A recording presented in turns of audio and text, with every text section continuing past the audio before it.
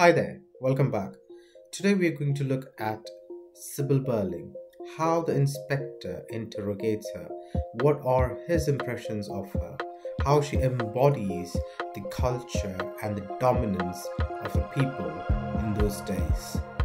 Stay tuned.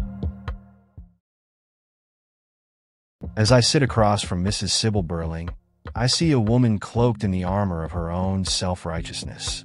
Her posture is rigid, her eyes cold and unyielding.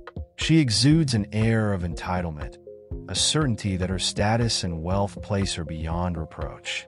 But I know better. I've seen people like her before, and I know that beneath the facade of respectability lies a deep, unsettling darkness.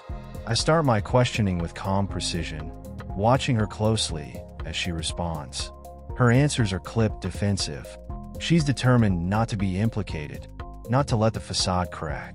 But I see the faintest flicker of uncertainty in her eyes when I mention the name Eva Smith.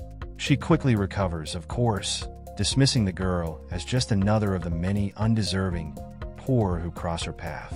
I press her further, digging into the specifics of her involvement with Eva Smith, or rather, how she coldly turned her away in her hour of need. Mrs. Birling tries to hide behind the rules of her charity organization, claiming she was merely following protocol, but I know the truth. I push her to admit it, to face the reality that she denied help to a desperate young woman because of her own prejudices and moral arrogance. Her defenses rise higher, her tone growing more imperious as she attempts to shift the blame onto others, even her own family. But I don't let up. I can see that my relentless probing is starting to wear on her, that the cracks are beginning to show. She clings desperately to her justifications, but I make it clear that her actions had consequences, terrible, irreversible consequences. Finally, I make her confront the ultimate truth, that her refusal to help Eva Smith was the final push that led the girl to her tragic end.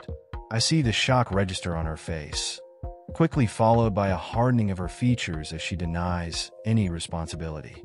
Her refusal to accept blame is almost predictable, a testament to her ingrained belief that people of her class are above the moral consequences of their actions. As the interrogation ends, I leave Mrs. Birling to stew in her denial, knowing that the seeds of doubt and guilt I've planted will linger long after I'm gone. She may never openly admit her culpability, but the weight of the truth will hang over her, inescapable and damning. This family, so sure of their own virtue and superiority, is beginning to unravel, and I am here to make sure they face the reality of what they've done.